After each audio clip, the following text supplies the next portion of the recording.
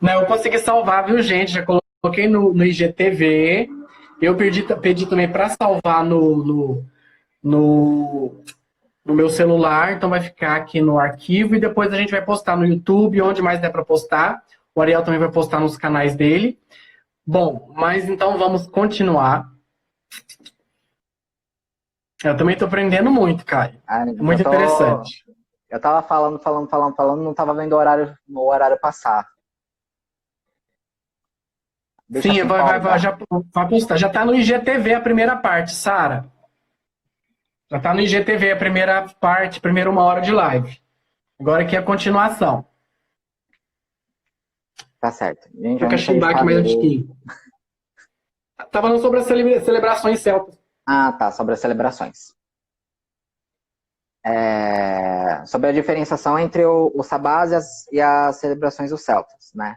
E as celebrações dos celtas, eles eram mais celebrações voltadas a...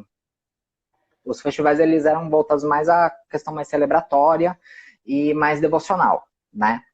Que é totalmente diferente dentro da bruxaria, né? Que dentro da bruxaria, as bruxas, elas fazem as coisas de acordo com a vontade própria. Então tem Não essa principalmente. necessariamente. Não, assim, vai lembrar o quê? Os sabás que a gente conhece, ele é a celebração Wicca, wiccaniana, né? Sim. Sabá, dentro da bruxaria tradicional, é toda reunião em que tem bruxo reunido ali. Tem 2, 3, inclusive, não só presencialmente. Né? Às vezes um bruxo pode fazer o sabá na casa dele sozinho, com outros bruxos ancestrais no plano espiritual. Sim. Né? Até mesmo com A bruxos Wicca amigos adotou esse no termo. astral. É uma reunião de amigos de bruxos. Seria o sabá da bruxaria tradicional. Isso mesmo. Pode estar envolvendo ou não a celebração de celebrações anuais, como a entrada do verão, do inverno, seja lá o que for, independente, né? E outra coisa que eu queria falar sobre as celebrações celtas, né? Que não eram celebrações em que todos os povos eles faziam, né? Eram celebrações regionais, então tinha celebrações que eram feitos, por exemplo, na Irlanda, que não eram feitos no País de Gales. Tinha outras que eram feitos na Gália, que não eram feitos na Irlanda. Então tinha essa diferenciação também. E, assim, mais esses festivais, né, principalmente os que as pessoas dentro da Wicca chamam de os 4 maiores sabás, são festivais gaélicos, né, que é o Samhain, o Imbolc, o Beltane e o Lughnasadh, né? Esses são festivais gaélicos, especificamente do povo da Irlanda, né? Irlanda, Escócia e Ilha de Man. E outra coisa, esses são festivais celtas. E como festivais celtas, são celebrados deuses celtas, né? Não dá, por exemplo, para poder num Samhain querer cultuar Hecate, ou num Beltane querer cultuar Afrodite, ou enfim, qualquer coisa assim, porque são festivais celtas. É a mesma coisa que a pessoa ela querer celebrar um Tanabata Matsuri com Xangô, com Omulu, e querer celebrar um Olubagé com Kuanin. Entende?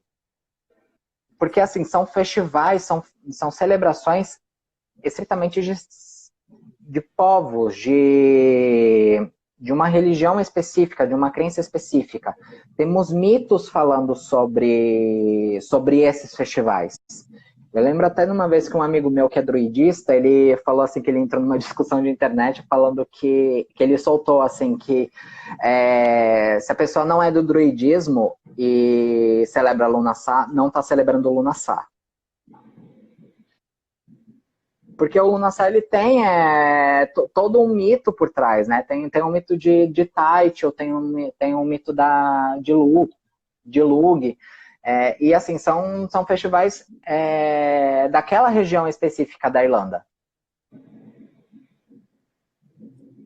O Gabriel comentando. Samhain de Hecate, Beltane com Afrodite. Olha, é que negócio, assim, a prática lei a gente não mete o bedelho, né? No caldeirão alheio a gente não mete a nossa colher de pau. Mas uma coisa é uma coisa, outra coisa é outra coisa. Quer fazer, faça. É da sua conta, o problema é seu. Mas tem que tomar cuidado com essas questões. Porque para ser o Soen, para ser um Beltane, você tem que ter a referência da origem da celebração. E nós temos ali que o Soen, tanto quanto o Beltane e os outros, né? São de origem celtas. Então você tem que conhecer ali para você celebrar. Um Soen, que é um Soen, é uma celebração celta. Então você tem que conhecer. Um Beltane, que é um Beltane. Se você não conhecer, você não está celebrando. Pode chamar. Você pode chamar, mas para quem estuda, para quem pratica a religião, não é, né? Sobre essa questão de cultuar deuses em épocas específicas, a pessoa ela pode, né, cultuar Hecate, por exemplo, na época em que o frio está chegando, que é a época que a morte ela bate na porta, né? Porque os celtas eles faziam a celebração do Soen nessa época do início do inverno, porque no inverno as pessoas elas morriam. Não tinha mais como plantar nada, não tinha mais como colher nada. Então, assim, era o prenúncio da morte. E o sol visivelmente, ele ficava cada vez... os dias encurtavam cada vez mais e as noites alongavam cada vez mais. Então, a vida, ela acabava minguando. Então, era uma celebração especificamente voltada para os ancestrais e voltado para a morte também. Né, para pessoas elas saberem, né, que hoje a gente não para poder pensar na morte, né, mas a gente que é pagão, a gente para poder pensar mais nessas questões da morte, mas era um festival especificamente para poder voltar mais atenção para essas questões da morte, né, que fazem parte da vida. E, por exemplo, uma pessoa ela pode fazer um festival para Hecate, que é uma deusa dos mortos, é uma deusa da necromancia, nesse período. Porque é um período propício para ter um contato com os mortos. Mas a partir do que ela chama de Soen, ela está falando especificamente de um festival de uma região específica, que tem seus mitos específicos, que tem a sua cultura. Então, e assim, a pessoa ela pode. Ela pode fazer os ritos dela, igual a gente está falando. Ninguém quer meter o betelho na sua prática, mas... não custa nada estudar, né? Entender, né? É interessante também, assim, porque o pessoal chama, né? Tem o período escuro, o período claro do ano. Exatamente esse processo. O período escuro é um período de mais introspecção, autoconhecimento, você aprender a lidar com sua sombra, o processo de solve, né? Solvet coagula, solver. Você morrer, você ser destruído, você se desfazer, para depois, quando vem a parte clara, o nascimento, né? O renascimento, o coagular, o aglutinar, o juntar, você se refazer. Então, todos nós passamos, é cíclico, eu falo isso, e uma coisa que eu aprendi, todo esse caminho nosso de sabedoria, seja dentro da arte, da bruxaria, qualquer caminho que for, observar a natureza é muito importante, porque a natureza ela trabalha em ciclos, e a nossa vida ela é regida por ciclos. Né? Nós temos o início da semana, que hoje é na segunda-feira, nós temos o final de semana, muda a energia, cada dia muda a energia, todo dia nasce, ele envelhece, ele, né, produz o seu fruto e depois o dia morre. Faz parte da vida. E nós passamos por um processo de transformações constante, igual você falou da chama trina de Brigitte. O fogo da forja é o fogo da transmutação. Né? Sem o fogo da forja, você não consegue dar a liga do metal, você não consegue dar forma ao metal, a forma que você quer. E nós estamos todos aí na mão do grande ferreiro, que está o tempo todo nos colocando na forja dele o fogo, então é constante. Né? É um trabalho, o nosso trabalho, o trabalho mágico, o trabalho místico, o trabalho esotérico, o trabalho da bruxaria é exatamente para isso. E nós entendemos, inclusive culturas, existem culturas que cultuam a forja, a pedra de amolar, né? Tem todas as questões, a bigorna e o martelo, porque a pancada ali que dá a forma que você quer, a nossa forma interior, nossa forma espiritual, a forma da nossa alma. Então, assim, são processos reflexivos, são processos que nos levam a esse processo de sabedoria, de conhecimento, de expansão da consciência, né? Uhum. Enfim, continue aí. O que mais você notou para nos falar? Acho que a gente já pode já abrir para perguntas também. Lá, se alguém tiver Ok. alguma dúvida, perguntas, enfim. E aí, pessoal?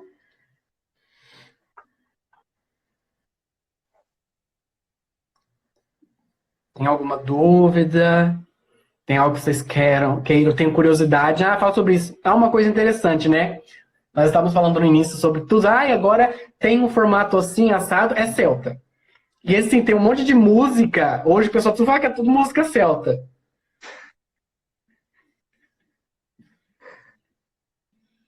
Na verdade, assim, são músicas irlandesas, são músicas assim, tipo, não são músicas celtas, né? São músicas modernas, né? Que são especificamente por exemplo, de cultura irlandesa, né? E é o que eu falo, celta é uma coisa, irlandês é outra, né? Os celtas, eles O Caio comentou, tem flautinha, é celta. tem flautinha, é celta. Os celtas, eles viviam na Idade dos Metais até a época da Antiguidade, quando os romanos, eles dominaram as regiões célticas. A gente não sabe como que era a música dos celtas. A gente tem ideia, assim, mais ou menos do que eram alguns instrumentos célticos, mas, por exemplo, a flauta, né, a tin whistle, ela é irlandesa, ela não é celta. O Caio É falou que nem ali as que até pessoas... música peruana, esses dias ele viu gente falar que é Celtic. Celtic Music. tem uma flautinha celta. Porque tem uma flautinha. Tem a flautinha celta. Gente, alguma pergunta? Alguém quer comentar algo? Tem alguma dúvida que quer esclarecer? As pessoas, elas perguntam às vezes se eu sou celta. Eu falo assim, não, gente, a minha espiritualidade, ela tem inspiração naqueles povos. Eu sou brasileiro, muito bem, obrigado. Eu não sou celta.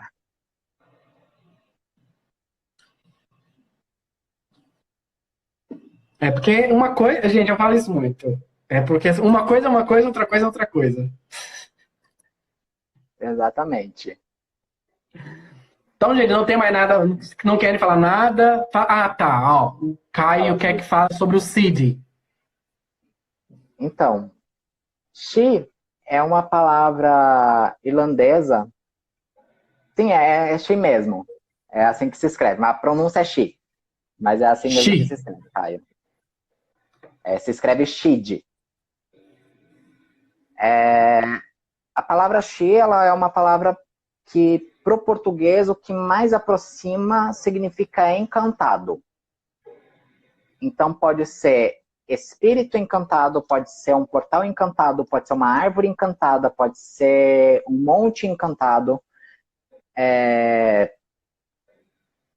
Então, assim, quando a gente fala sobre as fadas especificamente, sobre o Shi, sobre esses espíritos, são espíritos da natureza, né? E são espíritos que a gente fala que são espíritos não humanos e também são espíritos que não são deuses. O povo do druidismo geralmente chamam as fadas de os não deuses, né? E quando a gente fala de fada, a gente não está falando daquela imagem Disney, Tinkerbell, nada disso. São espíritos da natureza e que muitas vezes são até mesmo ariscos aos humanos, né? E dentro das lendas, né, das lendas célticas, falam até mesmo de fadas que roubavam crianças, de que fadas que azedavam o leite, e de que fadas que, enfim, que roubavam as pessoas e levavam para o outro mundo, capturavam e levavam para o outro mundo. Né? Então a pessoa, ela sumia, ninguém mais achava aquela pessoa.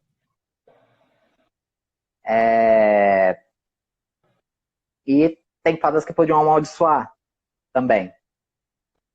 Então, até mesmo no Samhain, por exemplo, que é um festival voltado para a morte, mas não só para a manifestação dos mortos, né, que ficava mais fácil assim o acesso, mas todo o contato com o sobrenatural e com o outro mundo ficava mais fácil.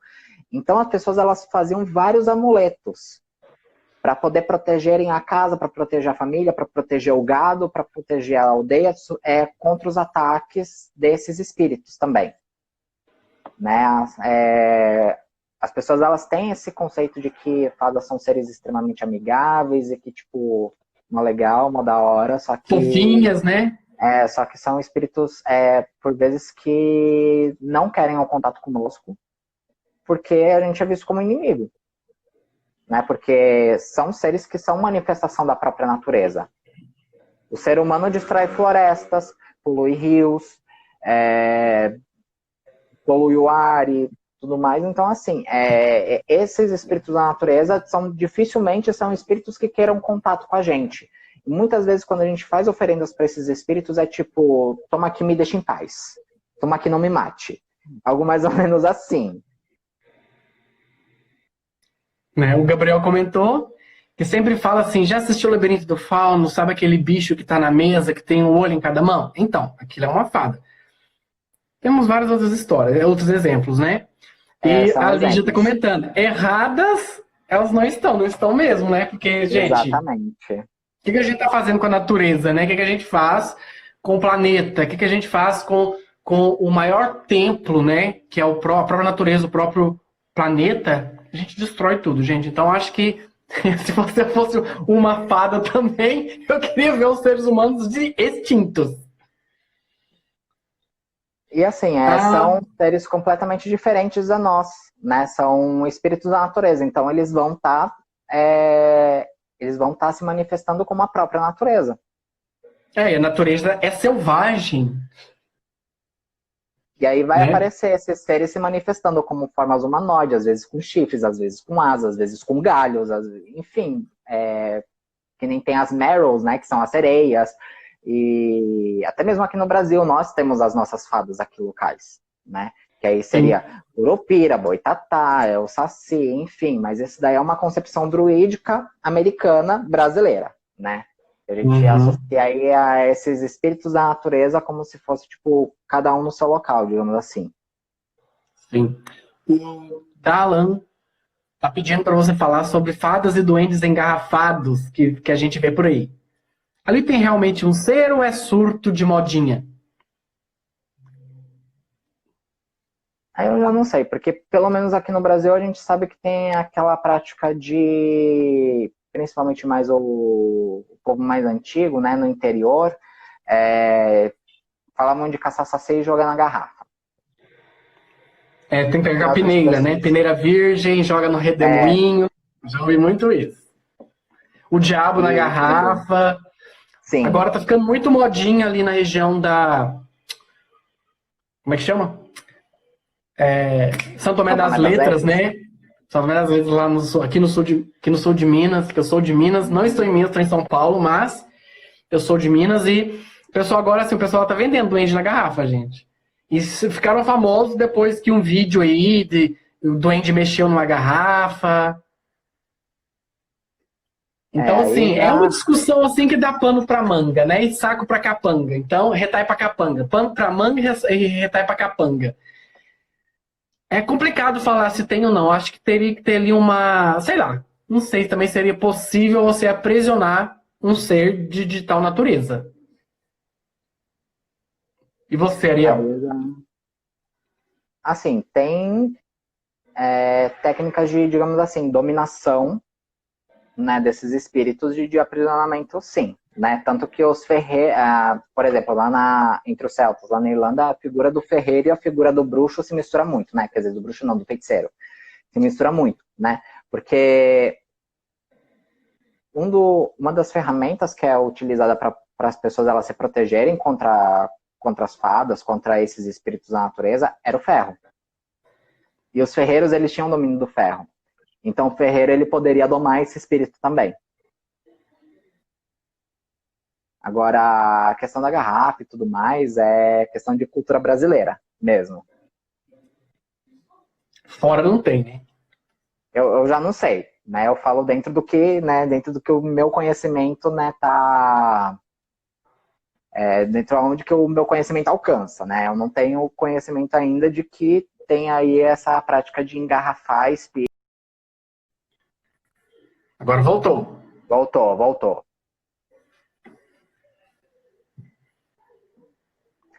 Aí, assim, eu realmente não vou fazer a Glória Pires, eu não sou capaz de opinar, né? Eu não sei se é uma questão de surto de delírio místico religioso, não sei se é uma questão mais voltada à questão de spirit dolls ou algo mais assim, eu já não sei. Realmente eu não sei. O Caio disse que conhece história europeia de entidade presa na garrafa, mas os duendes preferem não comentar, já até imagino.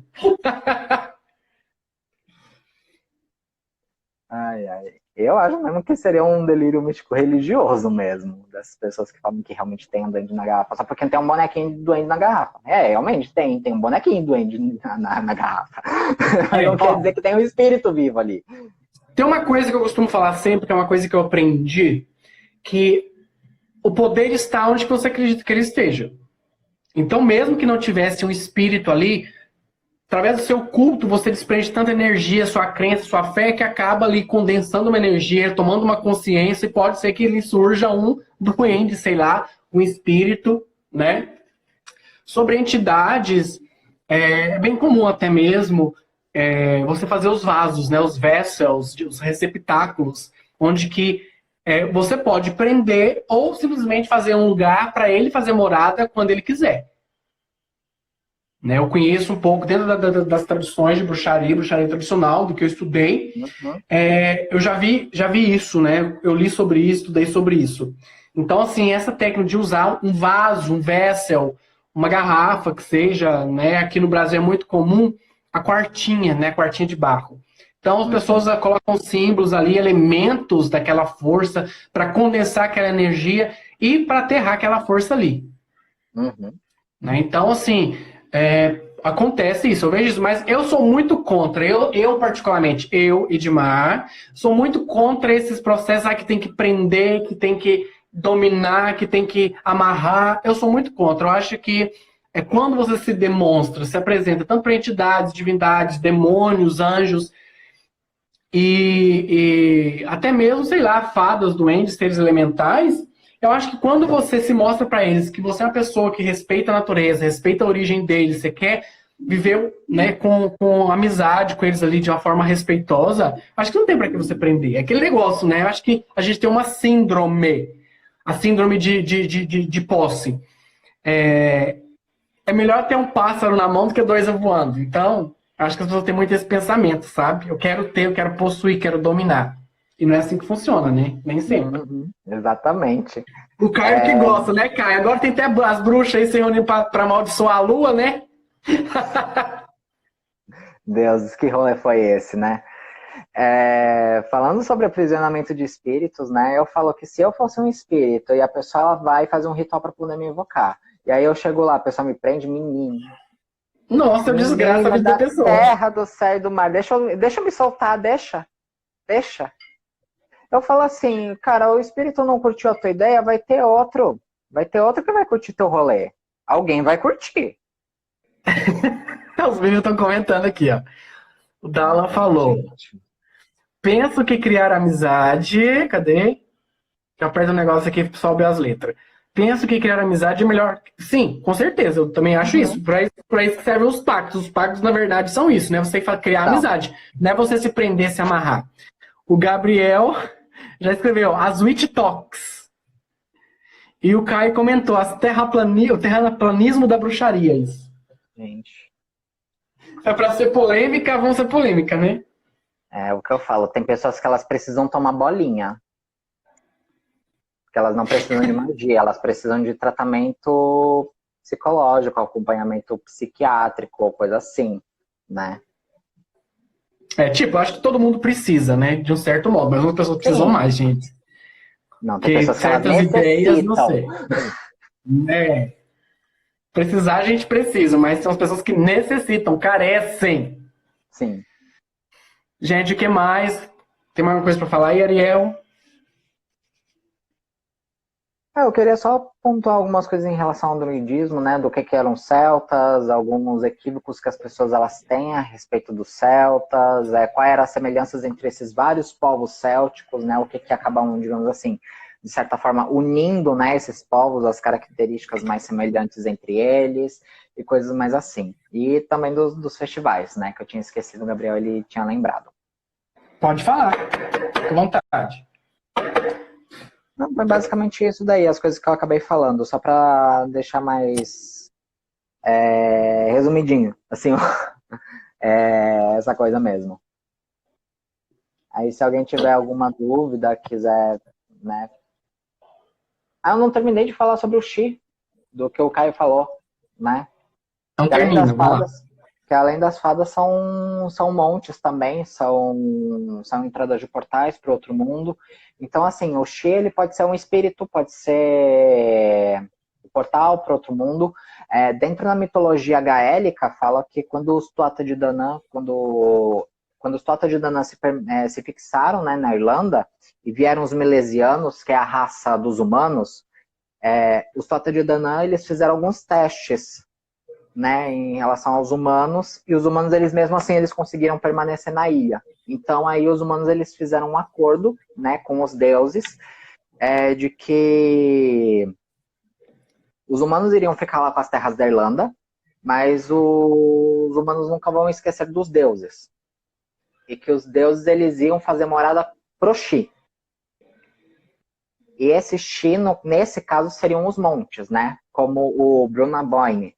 Brunaboyne, ou que as pessoas elas conhecem também como Newgrange, é um monte, digamos assim, artificial, não foi feito pelos celtas, ele é pré-céltico, mas dentro dos mitos ele tá lá. Então, assim, mesmo não sendo céltico, os celtas eles tinham contato lá com aquele monte, né? Porque já estava lá, quando eles chegaram lá.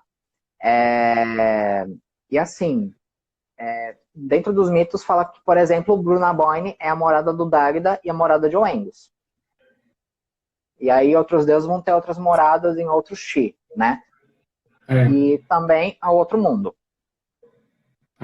O Caio comentou aqui que o termo é bem mais amplo do que o daimon, né? O daimon do grego, né? Sim, porque o daimon ele é qualquer espírito, inclusive deuses gregos eles são chamados de daimons, né? Indo para a concepção mais helênica, né? Agora o Xi, eles são tanto fadas, né? Digamos assim, espíritos não humanos. Mas também eles são, mas também são esses locais sagrados, pontos, né? São locais sagrados. Por exemplo, o que a gente chama de árvore de fadas, né? Ou uma árvore Xi. Uma árvore geralmente é de espinheiro branco, né? O espinheiro ele está muito ligado às fadas também, principalmente o espinheiro branco. A árvore de fadas é como se fosse assim um grande campo onde só tem grama, grama, grama. Não é um bosque e no meio desse nada, onde que é só grama, brota lá uma árvore, pum. E até hoje, as pessoas que moram nessas regiões, principalmente na Irlanda, na Escócia, no País de Gales e outros locais assim, onde que a cultura folclórica digamos assim, se permaneceu ainda, né? As pessoas, elas, às vezes, até evitam de passar por aquelas árvores. Se tem alguma árvore ali no meio daquele caminho, as pessoas elas até desviam a rota. Para elas não serem levadas pelo outro mundo também. E tem certos festivais específicos que as pessoas elas visitam essas árvores para poder fazer amarrações nessas árvores, né? Pegando as fitas e amarrando os desejos para que os seres do outro mundo podem atender também. Muito interessante. Algo mais, pessoal? Lá pergunta. Vamos ver se não tiver. Enquanto isso, fala aí, Ariel, sobre os seus trabalhos, né? Já convido o pessoal para curtir sua página também. Faz propaganda. Tá certo. Gente, eu tô criando agora, né? Tá meio parado no Instagram, mas eu já vou retomar aí as atividades do Instagram da Arte da Serpente. A possibilidade, sim, de ter um canal da Arte da Serpente, falando sobre bruxaria tradicional e falando sobre druidismo. E falando um pouquinho das minhas práticas, né? Sobre a minha espiritualidade, sobre a minha fé, sobre a minha religiosidade. Mas também eu trabalho como oraculista, né? Como cartomante, como tarólogo. E também faço rituais e trabalho de feitiçaria, né? Dentro do antro, assim, do druidismo e da bruxaria tradicional também. Então aí quem quiser me adicionar quem quiser me seguir no Instagram é @artedaserpente. E o número hoje, né? O número de celular hoje o DDD é 11 94977 5625 para quem quiser agendar alguma consulta de tarô e baralho cigano. Ou também pode entrar lá no perfil dele do Instagram e mandar um direct. Exatamente. Né? Que às vezes fica difícil gravar o número. Então entra lá, manda um direct, ele manda o número. No meu, inclusive, já tem. Você entra lá no Sete Arcano, já tem lá o WhatsApp meu, né? Para atender as pessoas que tiverem interesse. Então, é isso aí. Estamos aí. Então, gente, o intuito dessas lives é trazer um pouco mais de conhecimento, para desmistificar muita coisa, quebrar o gelo, sabe? E quebrar também, assim, muitas crenças que as pessoas têm, crenças erradas, que é isso, que é aquilo, né? Então, é um trabalho, assim, que eu tô gostando muito. Começou a surgir na quarentena, a gente fica à toa, né? Não tão à toa assim, mas assim, a gente não pode sair, não pode fazer nada, então assim, é uma maneira também da gente sair, né? É uma forma de escapar desse momento, tá? E lembrando, gente, se puder, fique em casa, não saia, ainda estamos aí num período de pandemia, né? Mas se precisar de sair, se cuidem, usem máscara, não esquece o álcool em gel. E eu gostaria de agradecer a todo mundo que participou da live, tá? Queria agradecer o Ariel, até que enfim, né? A primeira live dele. Primeira live, que seja a primeira de muitas, para você passar seu conhecimento também, que os deuses te abençoem, né? Nesse caminho de ensino, né? De troca, porque eu acho que a aprendizagem é isso. A aprendizagem é esse trabalho de troca de conhecimento. Eu acho que soma, né? E todo mundo participa, seja quem está participando da live assistindo, traz questões e traz também pontos, nos ajudam. Então, assim, obrigado, né, todos vocês, que eu, como devoto de Hecate, peço a ela que abençoe todos os caminhos de vocês, tá? Com muitas bênçãos, que vocês tenham força para passar por todas as transformações, que os caminhos de vocês todos sejam cheios de bênçãos, de sucesso e realizações, tá? Obrigado, o pessoal já tá aí elogiando. A Ju, né, o Caio também. Caio, o próximo é você. Você não me escapa. Viu? Gente, muito obrigado aí pela participação. Obrigado, Dimar, por me convidar, né? E por, né, me trazer assim a força, né? Porque eu tava morrendo de medo de fazer live, porque eu tenho pavor de câmera, eu tenho pavor de falar assim em público, ainda mais assim, né? Então, agradeço aí por essa força também, né? E é isso, que os deuses possam estar abençoando aí a todos vocês mesmo. Gratidão mesmo aí, Edmar, mesmo. E a todos aí que estão assistindo também. Então é isso, gente. Beijo no coração de vocês e até a nossa próxima live. Qualquer coisa, estou aí no Instagram, podem mandar direct, podem chamar para conversar, podem mandar WhatsApp, tá bom? Beijo para vocês e até a próxima, então. Tchau, tchau. Beijão, gente. Tchau, tchau.